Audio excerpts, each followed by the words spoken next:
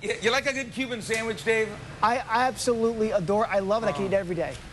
I love a Cuban sandwich. Love a Cuban sandwich. We're at Columbia because today Tampa is naming the Cuban sandwich as the official sandwich of Tampa, and we're where they do it pretty well. Our chef here just put the rub on the ham here, some brown sugar, cinnamon, and special spices. It's going in the oven now, and when it comes out, it looks like that. That's the ham that they put on the Cuban sandwich here at the Columbia. We're going to talk about what goes into a good Cuban. The salami controversy. We'll tell you why it's there, and we'll tell you why we're better than Miami when Good Day Tampa Bay continues. My favorite sandwich of all time. I love a good Cuban sandwich, and today it's being honored as the official sandwich of Tampa. Now, those down in Miami like to say that we don't do it right in Tampa because we put salami on our Cuban sandwich. Well, the salami controversy, we can blame it on one person, Richard Gonsmart's great-grandfather. That's right. It's your great-grandfather's fault that we have the salami controversy. Well, you know, way back then, he started the diversity inclusion. He included the Italians, the Spanish, the Germans, and the Well, early 1900s, here in Ybor City, cigar factories going strong. Yeah. The workers would literally come by the Columbia here. They wanted a quick lunch, something easy to hold in their hand, and it was this sandwich. You know, the Columbia was open 24 hours a day. We probably invented the takeout window as well. The Cubans were made right in the window, the ham, the salami, where everything was displayed for people walking down the sidewalk. Order a Cuban sandwich, you pass it through the stainless steel window door, and out you went to work. And the Italian immigrants wanted salami on the sandwich. Yeah, they did. It was popular back then. There was as many Italians as there were Spanish and Cuban immigrants. The Italians helped form Tampa what it is today. So, but you didn't call it a Cuban sandwich back then. It was called a mixto. A mixto. A mixto. M-I-X-T-O. Give me a mixto. Yeah, give me a mixto. Back in the 20s, menus that we've seen, it was displayed as a mixto. In the early 40s, 839, I think I have a menu where they put it as a Cuban sandwich. Way before the Cubans had immigrated to Miami around 1959. Yeah. You hear that, Miami? We had it first right here. In fact, this publication says Tampa, not Miami, is the birthplace of the Cuban sandwich. All right, so I'm rubbing it in for the Miami. All right, first of all, it starts with the Cuban bread. You get your Cuban bread from?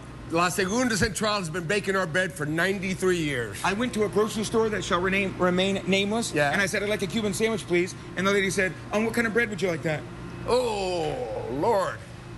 Okay, so, and we put on it ham. You got to get a baked ham with a sugar glaze on it, roasted pork that's marinated with sour orange, and then the salami. And people say Genoa salami doesn't have peppercorns. It took me 11 months again to find this salami. Delicious. All right, listen, everything else that goes on it, we're going to go through the ingredients step by step, show you how to layer it, and make the perfect, authentic, original Cuban sandwich when Good Day Tampa Bay continues.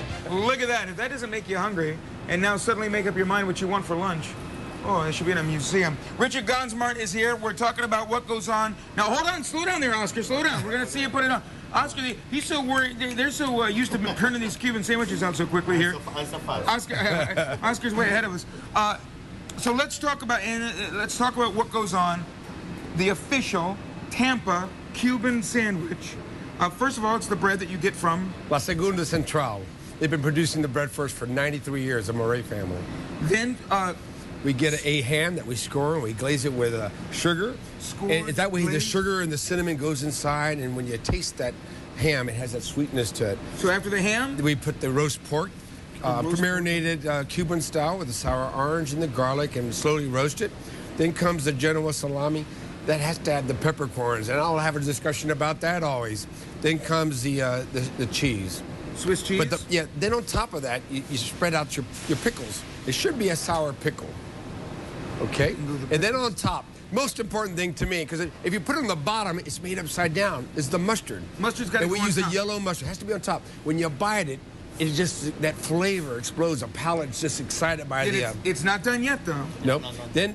Then what happens now today, since the 50s, we started pressing this sandwich. We have a press. Back in early 50s, my grandfather used to use a iron, it's got to have the butter top. He used to use an iron that was heated, and he'd put it on top to toast it. How did that start, Richard? Why pressing it?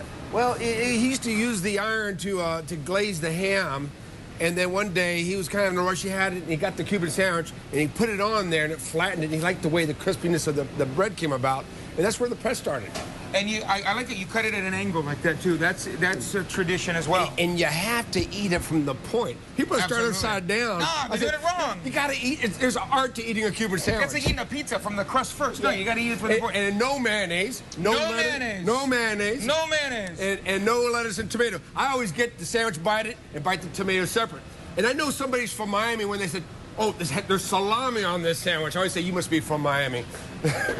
And there already controversy is raging, even on my Facebook, saying, Cuban people are saying, we don't have salami in Cuba. That's not a Cuban sandwich if you put salami on it. That's why this is the official sandwich of Tampa. And whenever there's a World Series that we're involved in, a Super Bowl, the mayor of Tampa is always using the Columbia Cuban sandwich as a bet against the opposing city. And the perfect side with this is what? The plantain chips is a great accompaniment that's produced here in Palmetto Beach, Chiflis, and it's a fried green plantain. And a side of beans. Oh, and a side of Spanish bean soup. Another bean soup. creation of Tampa. Yeah.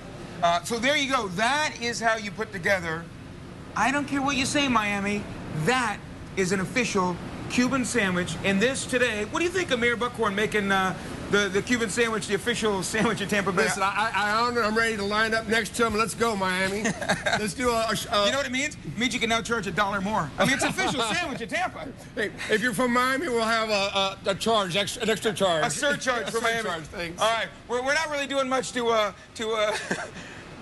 goodwill for Miami. Yeah, but no that's all need. right. No need. It's all about Tampa. Hey, Charlie.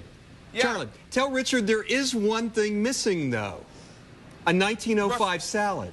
Yeah, Russell says the only thing missing is a 1905 salad. That's a great accompaniment. I don't know if you can eat all that in one sitting. Oh, yes, you can. That's the most popular lunch and entree in Columbia. See you guys There you go, later. guys. Look at that. If you're not hungry now, you're not paying attention. Oh, it looks so good.